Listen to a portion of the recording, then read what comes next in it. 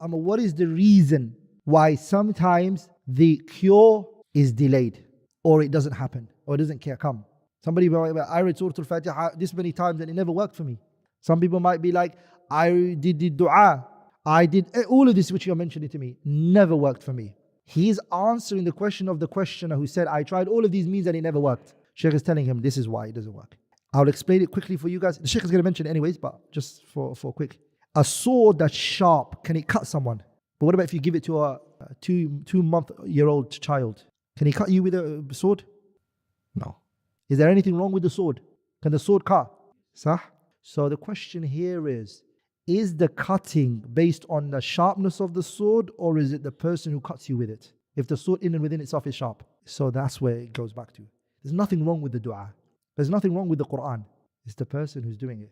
It's the person who's holding it. Does that make sense? He's going to break that down for you. Here, there is important that you are conscious of this point. Wahuwa, and that is the dhikr that you are doing, and the ayats of the Quran that you are reciting, or the supplications that you make. This remembrance, the supplication, and the Quran that you read, he said, the Shaykh Rahimahullah, he said, in and within itself, it's a cure. There's no debate about that. This dua cures.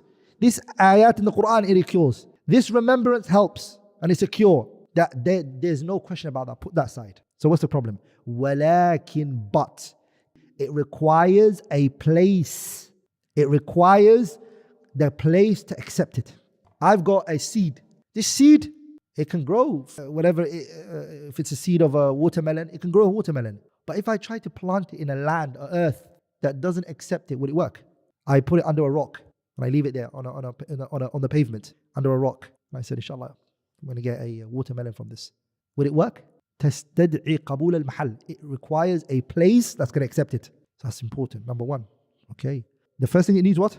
قبول المحل. The place, it has to accept it. It also requires the person who's reciting it and reading it has to have a very strong, unwavering conviction. If the person who's making this Quran doesn't even believe 100% the Quran can cure you, as the Shaykh is going to bring evidence later before, the one who's making the dua is not even sure if the dua can accept. The Shaykh is going to bring the hadith, أُدْعُوا اللَّهَ وَأَنْتُمْ مُوقِنُونَ بِالْإِجَابَةِ. When you're making this dua, make it believing it. The Salaf rahimahumullah, they said that when you make a dua, you make the dua of a person who's on a branch or a wood in the ocean who's going to die, and this is the only opportunity he has to live. You make it like that. Like you got one chance, make it happen. That's the kind of, that person when he calls on to Allah, how is he going to beg? From the bottom of his heart, he's going to scream, Ya Allah, save me. That's why when you make dua, you never say, Allahumma ghfirli, inshallah. You don't say that. You're not allowed to say, inshallah. You have to ask Allah, وَأَنْتُمْ مُوقِنُونَ لِلْإِجَابَةِ. That Allah is going to give it to me. That's why Umar ibn al-Khattab, what did he say? He said, I do not make, Umar saying this, I don't stress over the acceptance of my dua or not. I concern myself in making the dua. Why? Because I know if I make the dua, it will be accepted. That's what I focus on. Allah says subhanahu wa ta'ala, وَقَالَ رَبُّكُمُ ادْعُونِي أَسْتَجِبْ لَكُمْ. We were told, ask, don't worry, He'll give it to you. The giving is going to come. Make it like Him. So he said, me, Umar ibn al-Khattab, I busy myself with making the dua. I know Allah already promised me, وَلَا يُنَبِّئُكَ مِثْلُ خَبِيرٍ. Allah, there's no one who informs me like Allah. وَمَنْ أَصْدَقُ مِنَ اللَّهِ قِيلًا. Who's more truthful than Allah? Allah is saying, subhanahu wa ta'ala, Udu'uni, you beg me, astajib lakum, I will give it to you. So when you make it, you're like that. Oh Allah, you told me, make the dua, I've made it. And Allah is going to accept it from you, subhanahu wa ta'ala. But the Shaykh here, he said, the first condition is what? قبول المحلي. That's one. وقوة همة الفاعل وتأثيره. The one who's doing it. So if somebody has a sharp sword and he knows how to use it, his forearm is strong, he knows how he can carry it, he knows how to use it, he can cause more damage than the one who doesn't know it.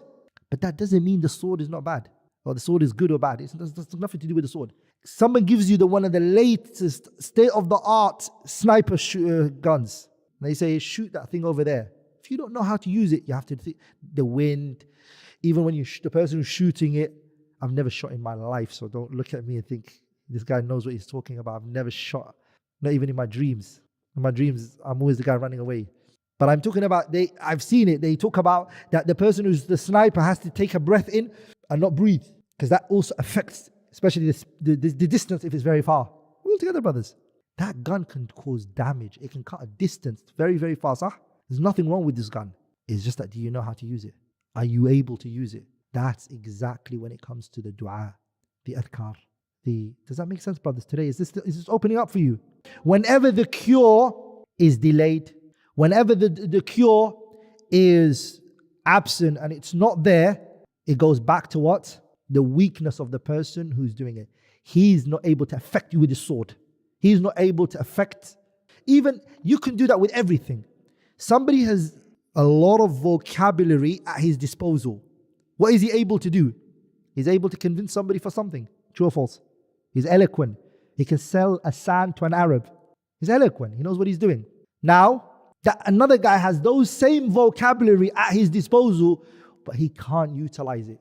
Is he going to get the same effect as this guy is getting? Words, both of them have the words. But one is using it and knows how to use it. He understands what the people want to hear, or that person needs to hear in order to give him what he wants, so he does that. He understands the reality and the situation. This other one doesn't understand it. So are they both going to get the same effect? No, they're not. So this can be applied to everything. But don't blame the Quran. Don't blame the dua. Don't blame all of that. It's you and yourself. Go back to yourself and look at what's not working. Or there's another problem. The place, as I showed you, the seed that you're putting it in, the place is not accepting it. So you know what you're doing.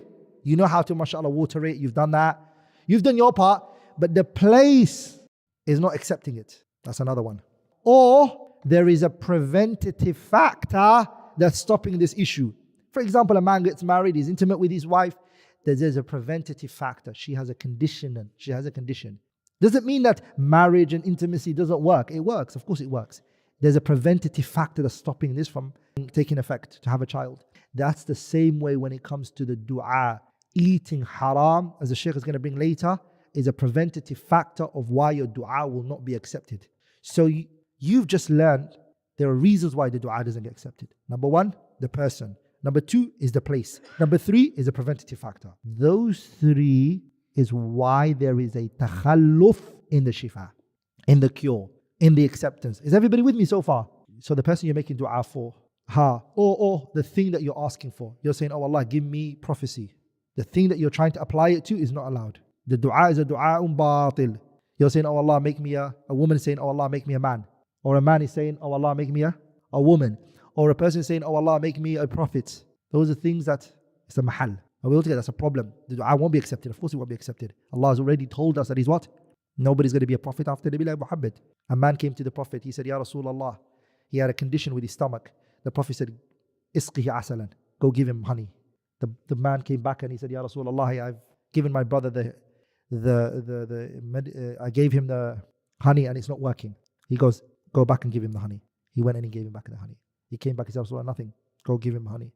The next time when he came to the Prophet, he said, Rasulullah, it's not working. We've tried all of it. He said, Sadaq Allah wa kadhaba batnu akhika. Allah told the truth and your brother's stomach is lying. The medicine works, my brother, which is the Quran and the honey and all of these things, they work. They work. I know a brother, subhanAllah, who takes, every time he has a headache, condition, everything, he uses black seed oil and, olive oil, zaytuna. He takes it and he pours it on his head. If he's got a headache, takes a lot, he burns it, makes it a bit hot, pours it on his head, it cools him down. His joints are hurting him. Zaytuna, he uses it, and he told me he found so much cure for it. Are we all together, brothers? I'm telling you, you might use it and say it won't work for me. There's nothing wrong with these things. These are prophetically mentioned by the Messenger alayhi salatu wasalam. Are we all together, brothers? There's nothing wrong with these things. It's you. We'll say to you, your legs and your arms or your head, whatever it is that you're using it for, is lying. It's not the medicine. The medicine works. The lack of effect, it can be possible. The nature of this is not accepting the cure. It could be a preventative factor that's very strong, which is stopping it, the effect of it coming apparent. But if the nature and the nature of this person accepts the cure with complete acceptance, the cure will be in accordance to that acceptance. The body's physical will be in accordance to what? That acceptance. How much did it accept? And how much did it not accept? The same is when it comes to the qalb. Same thing. So people think the body is different to the heart. It's the same. The qalb is the same. Same. The ruqyah that I just read on you right now, or I recited on you, how much did it accept? I'll tell you guys a benefit. They say the older the person comes, the harder it becomes to what? Some medications are very hard for the body to accept it or conceive it. True or false? A woman can't become pregnant after a certain age. صح? Even a man at a certain age, he starts to lose the sperm counts and etc. and the motility of the sperm and etc. The older he gets, the qalb is something else. Do you know what it is? The more it engages in sins and disobedience of Allah. The Shaykh is going to bring all of that for you. The more it does, the harder it becomes for it. The tabi'ah, the nature of it is starting to deteriorate. I'll give you another example. The more a person listens to loud things, the harder it becomes for them to hear things that are very low. Sah? The more you engage in sins, the more it's hard for your body to accept that which is good. I'll give you another example. For me personally, I like, alhamdulillah, I'm repenting from it now, fizzy drinks and sugary stuff. There was a point I stopped it and I tubtu ilallah. And I stopped all these fizzy drinks and this sugar and stuff. And I started water and simple stuff. That was the time. But again, I slipped up. Now I want you guys to take this benefit. When I came back to fizzy drinks after a long time of not having it, it was like, oh, this is strong. What did I do? I was like, did I used to drink this? And after a while I was enjoying it. The point I'm trying to say to you guys is that the person, when they leave, while they're in the sin, they become the good, and the ruqyah is hard for that body to take it in and accept it. Just the same way that the person cannot enjoy a tea without 5 cups of sugars because that's what their body is used to. Because it feels like the tea was not good. You destroy the taste buds. You've destroyed everything. So that's the level it requires. Take it away from it, it will start enjoying the bare minimum of sugar, the bare minimum of this. That's the same way when it comes to the khair and the good. Do you understand now, brothers? It's not exactly the same, but وَبِالْمِثَالِ يَتَّضِحُ الْمَقَالِ. With an example, it becomes clear. Does that make sense, brothers? That's why a lot of people, the Quran is not affecting them. لَا يَبْكِي وَلَا يَخْشَعْ. He can't, no khushu', no crying. And guess what, brothers? Not even getting cured from it. It's because of the sins that they've accumulated. And that's what he's heading towards. Ibn al-Qayyim, he puts all of this in place for you. Once you've accepted it, then he's going to take you to where he wanted to. Rahimahullah ta'ala. If the heart accepts the ruqyah and the isti'adh and all of that was done, and the ta'awidh that was done on it, biqabulin tam, complete. And the person who's reading the ruqyah is not like a person who's absent. He's got that unwavering conviction. He's a person who, mashallah, Allah has given them, subhanahu wa ta'ala, that strong, firm enthusiasm and discerning actions and doings. And guess what? It becomes athara fi izalati da. It removes the illness.